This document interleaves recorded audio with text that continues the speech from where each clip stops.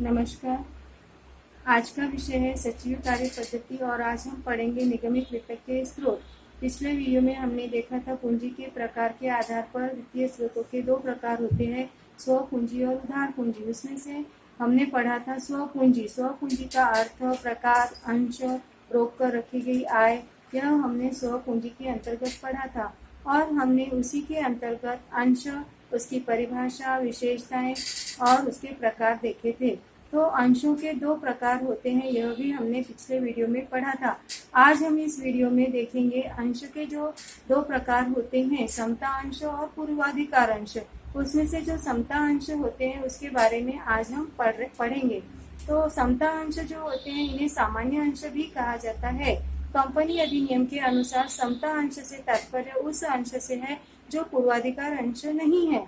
तो यहाँ पर इस परिभाषा से हमें यह पता चलता है कि समता अंश जो होते हैं इन्हें कंपनी के लाभांश प्राप्ति में पूर्वाधिकार नहीं होता है। उसी प्रकार दूसरी बात हमें यह भी ज्ञात हो जाती है इस परिभाषा से कि यदि कंपनी का समापन होता है तो ऐसे समय में पूंजी वापसी के लिए भी जो अधिकार होता है वह पूर्वाधिकार अंशधारियों की तरह इन्हें प्राप्त नहीं होता है। अर्थात समता अंशधारियों को लाभांश प्राप्ति और समापन पर पूंजी वापसी में प्रधानता या पूर्वाधिकार नहीं होता है।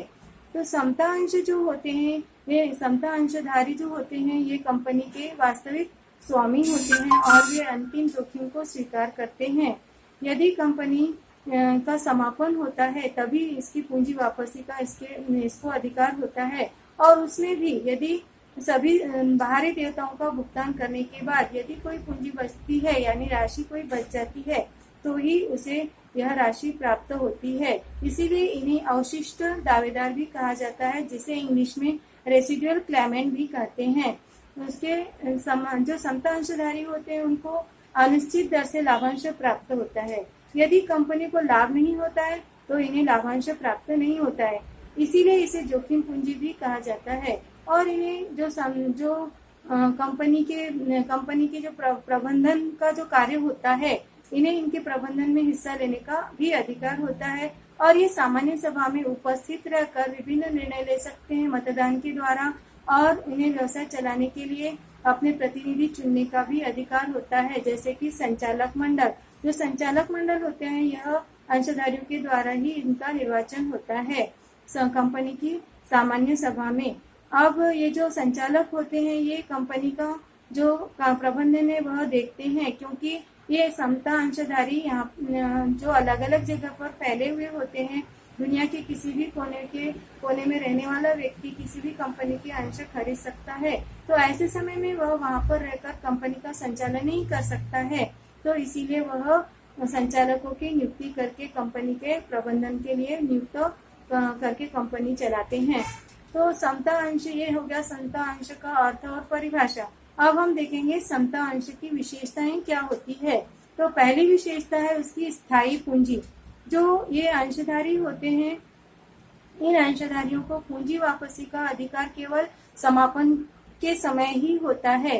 तो यह जो चालू व्यवसाय रहता है यहाँ इस बीच उन्हें पूंजी वापसी का कोई अधिकार नहीं होता है, इसीलिए इसे स्थायी पूंजी कहा जाता है।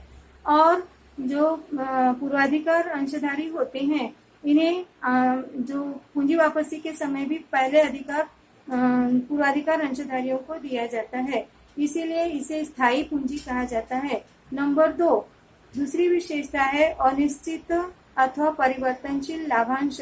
यदि कंपनी को लाभ प्राप्त होता है तो ऐसी स्थिति में ही इन अंशधारियों को लाभांश प्राप्त होता है, अन्यथा इन्हें लाभांश प्राप्त नहीं होता है। जब कभी कंपनी को अधिक लाभ प्राप्त होता है तो इन्हें अधिक लाभांश मिलता है और यदि कम लाभ प्राप्त होता है तो कम लाभांश प्राप्त होता है। इसीलिए इनका जो दर होता है लाभांश का वह अनिश्चित होता है। तीसरे नंबर की विशेषता है इन्हें पूर्वाधिकार नहीं होता है। इन्हें कंपनी के लाभांश में जो लाभांश प्राप्ति में जो अधिकार होता है वह पूर्वाधिकार अंशधारियों के बाद प्राप्त होता है, यानी कि पूर्वाधिकार इन अंशधारियों को नहीं होता है। इसीलिए इन अंशधारियों को वास्तविक स्वामी कहा गया है व्यवसाय का। सारे बाहरी देयताओं का भुगतान करने के बाद ही इन्हें जो जो लाभ बचता है वह उस लाभ में हिस्सा प्राप्त होता है। नंबर 4, अधिकार। तो ये समता अंशधारी जो होते हैं ये कंपनी के वास्तविक स्वामी होते हैं। उन्हें विभिन्न प्रकार के अधिकार भी प्राप्त होते हैं, जैसे कि अधिक लाभ होने पर अधिक लाभांश प्राप्त होने का अधिकार, और नंबर 2 जैसे मतदान करने का अधिकार। फॉर एग्जाम्पल नंबर 3, लेखा पुस्तकों के निरीक्षण का अधिकार। ये अंशधारी कभी भी कंपनी के पंजीकृत कार्यालय में जाकर कंपनी की लेखा पुस्तकों का तथा विभिन्न अन्य वैधानिक पुस्तकों का भी निरीक्षण कर सकते हैं। उसी प्रकार ये समता अंशधारी अपने अंशों को बेच भी सकते हैं, यानी कि अंश हस्तांतरण का भी इन्हें अधिकार होता है। लेकिन ये एक विशिष्ट नियम जो कंपनी के पार्षद अंतर नियमों में दिए होते हैं उसके अनुसार ही उसका ये हस्तांतरण अपने अंशों का कर सकते हैं। नंबर 5 है नियंत्रण।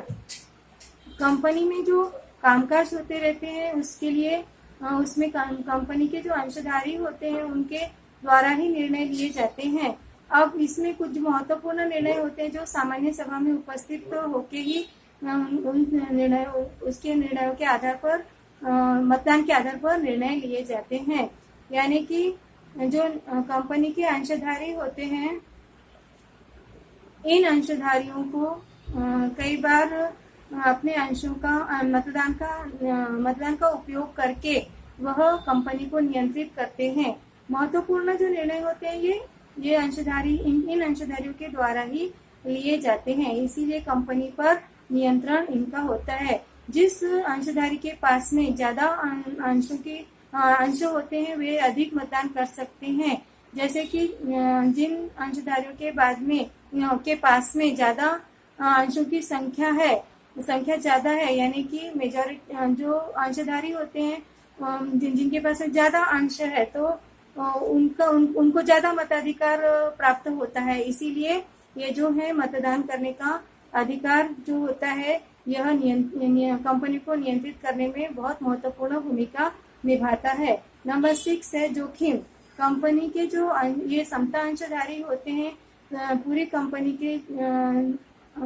के जोखिम को वे खुद एब्जॉर्ब कर लेते हैं, इसीलिए इसे जोखिम शोषक भी कहा जाता है। जोखिम शोषक यानी जो कि रिस्क को एब्जॉर्ब कर लेता है, तो इसको रिस्क एब्जॉर्बर भी कहा जाता है, यानी कि अंतिम जोखिम इन अंशधारियों की होती है।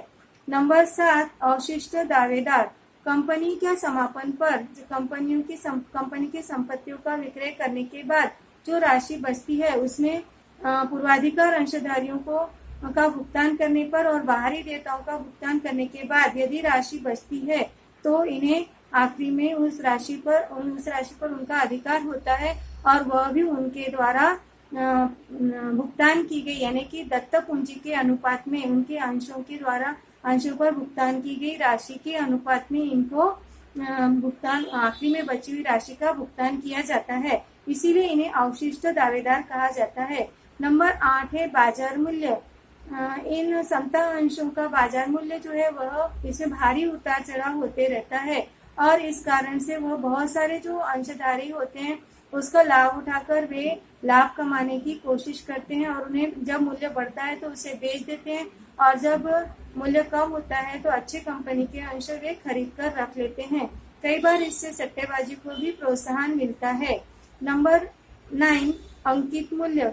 इन समता अंशों का जो मूल्य होता है वह पूर्वाधिकार अंशों से कम होता है, जैसे कि 10 रुपए 1 रुपया, इस तरीके से इसका अंकित मूल्य होता है। नंबर 10 बोनस अंश एवं अधिकार अंश का निर्गमन।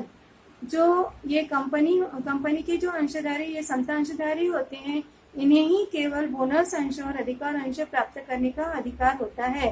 कंपनी ये बोनस अंश समता अंशधारियों को निःशुल्क प्रदान करती है और इसके लिए वह कंपनी के बचा हुआ जो पहले के सालों का लाभ होता है या अन्य पूंजीगत लाभों में से इस प्रकार के बोनस अंश इन्हें प्रदान किए जाते हैं।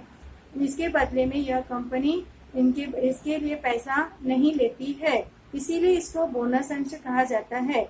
उसके बाद में अधिकार अंश क्या होते हैं? अधिकार अंश जब कभी कंपनी नया निर्गमन लाती है, यानी कि नया इशू अंशों का लाती है, जब उसे कंपनी को पूंजी की आवश्यकता होती है तो वह फिर से पूंजी का निर्गमन कर सकती है, जैसा कि आप जानते हैं। तो फिर ऐसे अंशधारियों को सबसे पहले, यानी कि ऑलरेडी जो उनके अंशधारी है कंपनी के, उनके सामने पहले ऑफर रखती है कि हमने नया इशू लाया है, तो आप इसमें से आप अंश खरीद सकते हैं। तो इसे राइट इशू कहा जाता है। अब इसमें ये अधिकार जो इन समता अंशधारियों को प्राप्त होता है, इस अधिकार का भी उपयोग कर सकते हैं, यानी कि अधिकार अंश खरीद भी सकते हैं, और वह चाहे तो वह उसको रिजेक्ट भी कर सकते हैं, उस प्रस्ताव को रिजेक्ट भी कर सकते हैं, अस्वीकृत भी कर सकते हैं। और इसके अलावा ये इस ऑफर को, कंपनी की इस ऑफर को किसी और व्यक्ति को भी बेच सकते हैं। नंबर 11 लास्ट विशेषता है, समता अंशों की संपत्ति पर प्रभार नहीं होता है। यानी कि जब कभी कंपनी के अंश निर्गमित होते हैं तो उसकी शर्तें उसमें दी होती है। जिस तरीके से ऋणपत्र कंपनी निर्गमित करती है तो उसके जो शर्तें होती है उसके प्रविवरण में लिखी होती है, जैसा कि आपको कक्षा 11वीं में पढ़ाया गया है। तो इसमें इस प्रकार का कोई, जैसे ऋणपत्रधारियों के लिए संपत्तियों पर प्रभार होता है, यानी कि गिरवी रखी जाती है वो संपत्तियां ऋणपत्रधारियों के लिए, लेकिन समता अंशधारियों के लिए कोई भी संपत्ति जो होती है वह गिरवी नहीं रखी होती है। अब ये हो गए कंपनी के समता अंशों की विशेषताएं। और ये समता अंशों के प्रकार जो होते हैं वो हम पढ़ेंगे अभी। ये जो दो प्रकार होते हैं, समता अंशधारियों के दो प्रकार होते हैं, आप जानते हैं, पिछले वीडियो में हमने पढ़ा था। सामान्य मताधिकार वाले समता अंश।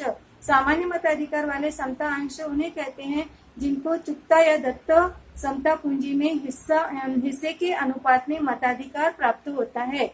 यानी कि मताधिकार के आधार पर ये दो प्रकार बनाए गए हैं समता अंशों के, यानी कि सामान्य मताधिकार वाले समता अंश, यानी यह सभी अंशधारियों को प्राप्त होता है मताधिकार कि वह दत्त समता अंश पूंजी के हिस्से के अनुपात में वह मतदान कर सकता है। जितने ज्यादा अंश होंगे उतना ज्यादा मतदान करने का अधिकार इन्हें होता है। दूसरा प्रकार है समता अंशों का मताधिकार के आधार पर प्रतिबंधित मताधिकार वाले समता अंश, यानी कि इनको मताधिकार के ऊपर में मताधिकार को प्रतिबंधित, इनके मताधिकार को प्रतिबंधित कर दिया जाता है, यानी कुछ विशिष्ट कार्यों के लिए ही इनको मतदान करने का अधिकार होता है। उसी प्रकार इन्हें लाभांश पर भी प्रतिबंध, इनके लाभांश पर भी प्रतिबंध लगा होता है। तो ऐसे